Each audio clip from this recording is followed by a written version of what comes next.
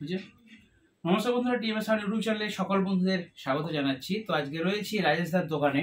আর কয়েকজন বন্ধু আমাকে বলছেন একটা প্রশ্ন, কি বলুন তো, বলছি দাদা বেসের জন্য কোন মেশিনটা ভালো হবে, কনফিউশন। দেখুন, একজন বলছে দাদা CA20 মেশিন হচ্ছে সব থেকে ভালো। দেখতে পাচ্ছেন এখানে CA20 আছে, এখানে CA18 আছে, ওইখানে একটা V5000 রয়েছে। আচ্ছা, এখানে আমার সামনে রয়েছে SPV5K। আচ্ছা, এখানে একটা রয়েছে ডেল্টা কোম্পানির অ্যাম্পলিফায়ার। তো রিপেয়ারিং দোকানে এলে কি দেখতে পাচ্ছি, সব কোম্পানিরই অ্যাম্পলিফায়ার কিন্তু রয়েছে। ওইদিকে MT1601 দেখা বন্ধুদেরকে, এ দেখুন এখানে MT1601 NX অডিওর অ্যাম্পলিফায়ার, এটাও রয়েছে। তার কি অবস্থা দেখুন, বোর্ডের পুড়ে টুড়ে গেছে মনে হয়। এখানে স্ট্রেঞ্জার 5K রয়েছে, তারও এই অবস্থা দেখতে পাচ্ছেন। দুটো মেশিন এসছে, স্ট্রেঞ্জার মেশিন, নিচে আওজা পড়ে আছে, ঠিক আছে, আরও নিচে রয়েছে। তো যে কোনো অ্যাম্পলিফায়ার প্রবলেম কিন্তু হবেই, এটা মাথায় ঢুকিয়ে নিতে হবে। কারণ যেই সিস্টেমে আমরা সেটআপগুলোকে বাজাচ্ছি, অনেকে বলছেন যে বেসের জন্য দাদা কোন অ্যাম্পলিফায়ারটা বেশি ভালো হবে। দেখুন, ভালো অ্যাম্পলিফায়ার এটা কিন্তু সঠিক কথা নয়। যে কোনো অ্যাম্পলিফায়ারই ভালো, প্রত্যেকটা কোম্পানি তার অ্যাম্পলিফায়ার প্রোডাকশন করছে কিন্তু বেটার রেজাল্টের জন্য। এবারে আমাদেরকে সেটআপ তৈরির সময় ম্যাচিং করে অ্যাম্পলিফায়ার কিনতে হবে। অনেকে কি করেছে, বক্স তৈরি করে ফেলেছে, 2 এর বক্স, 3 বক্স বা 4 এর বক্স করে নিচ্ছে, তারপর বলছে দাদা CA20 একটা কিনবো, কেমন হবে। ওইভাবে কিনবেন না, আপনারা ম্যাচিং করার আগে আপনাদের কি স্পিকার আছে, কত ওয়াটেজ স্পিকার আছে, সেইটা হিসাব করে কত ওহমসে বাজাবেন মেশিনকে। তো কিছু কিছু অ্যাম্পলিফায়ার রয়েছে, যেমন স্ট্রেঞ্জার অ্যাম্পলিফায়ারগুলো, এগুলো হচ্ছে 2 ওহমসে ভালো পারফরমেন্স করে, অর্থাৎ 4D বক্সের জন্য কিন্তু এই অ্যাম্পলিফায়ারগুলো ভালো। আবার যারা 4 ওহমসে বাজাবেন, দুটা করে স্পিকার বাজাবেন দুদিকে, তাদের জন্য CA20, CA18 এই অ্যাম্পলিফায়ারগুলো, MT1601 এই অ্যাম্পলিফায়ারগুলো ভালো। কারণ ওই মেশিনগুলো হচ্ছে 4 ওহমসে ভালো পারফরমেন্স করে, সেই জন্য বেস বাজানোর ক্ষেত্রে আপনারা CA20 ইউজ করুন। এবারে কি বাজবেনই, 4 পাল্লা বক্স, 6 পাল্লা বক্স, 3 বক্স সবই বাজবে, কিন্তু রেজাল্ট ভালো হবে না। সেই জায়গায় যদি ম্যাচিং করে অ্যাম্পলিফায়ার কেনা যায়, তাহলে কিন্তু রেজাল্ট ভালো হয়। আর কোন মেশিনটা ভালো দাদা, এটার উত্তরটা হচ্ছে সব মেশিনই ভালো, ঠিক আছে, আপনাদের বাজানোর কাছে সব কিছু। তো একটা অ্যাম্পলিফায়ার কখন সার্ভিস সেন্টারে রিপেয়ারিংয়ের জন্য আসে, যখন তার মধ্যে কোনো প্রবলেম হয়। সেই প্রবলেমটা বিভিন্ন কারণে হতে পারে। এক হচ্ছে অপারেটর যদি ঠিকঠাকভাবে মেশিনটাকে অপারেটিং না করতে পারে, তার জন্য হতে পারে। সেখানে কোনো ভোল্টেজের ফল্ট হতে পারে, তার জন্য হতে পারে। বা কোনো মানে ম্যাচিং সিস্টেমে কোনো প্রবলেম থাকতে পারে, স্পিকার ওয়াটেজ এবং মেশিনে ওয়াটেজের কোনো প্রবলেম থাকতে পারে, সেই কারণে ফল্ট হতে পারে।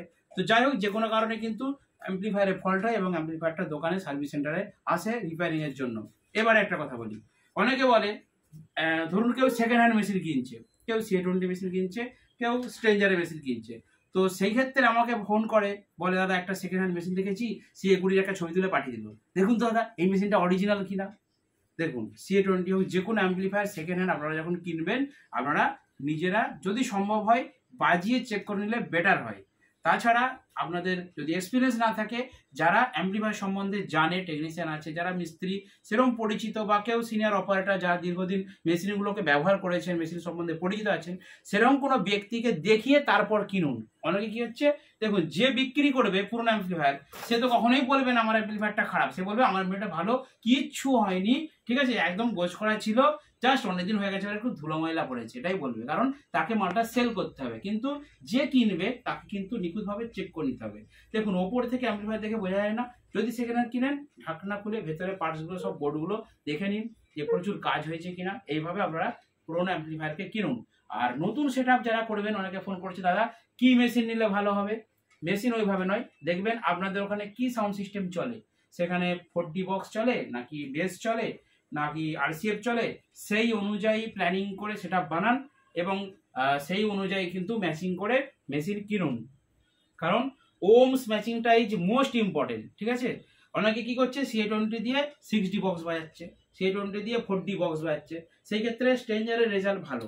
আরেকটা জিনিস হচ্ছে, বিভিন্ন জায়গায় ভোল্টেজের প্রবলেম থাকে। যেমন আমি যে এলাকায় মাই ব্যবসা করি, আমার এলাকায় হচ্ছে ভোল্টেজের বিরাট প্রবলেম, 170, 200 এরকম ভোল্টেজ আপ ডাউন, ঠিক আছে, এখনো কভার তার হয়নি।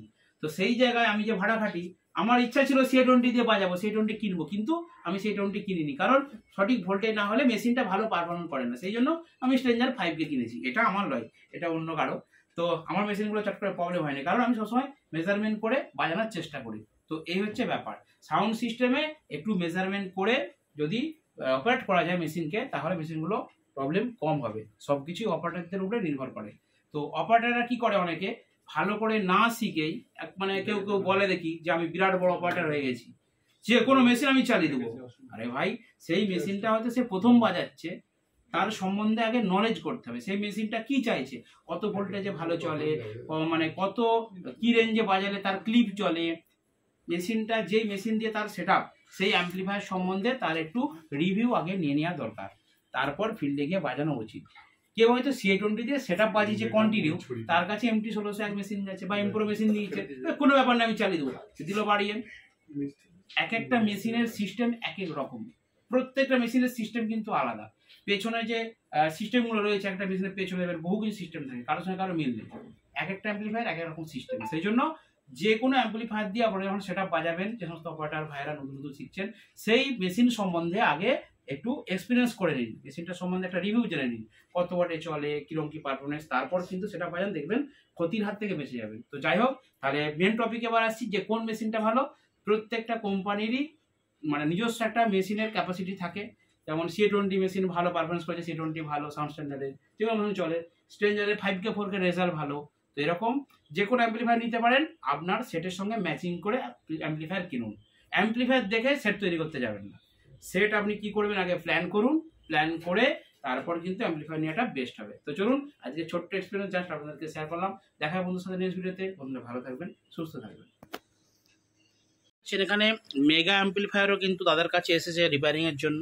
দেখুন, এখানে স্ট্রেঞ্জার একদম নতুন অ্যাম্পলিফায়ার 1000 সেও এসেছে, 501 স্ট্রেঞ্জার সেও এসেছে, এটা 3K স্ট্রেঞ্জার সেও এসেছে, এটা 701 PBT সেও এসেছে। এখানে একটা আউজার ইয়াব বড় 1000-এর মেশিন আছে, দেখুন ডবল চ্যানেল 1000-এর মেশিন, সেটাও এসেছে।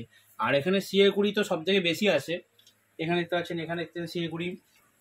আর এদিকে ছোটো ছোটো 80-এর মেশিন, 60-এর মেশিন সবই এসেছে। আর এখানে একটা রয়েছে দেখুন, ইউনিভার্সাল, এই একটা অ্যাম্পলিফায়ার, ঠিক আছে।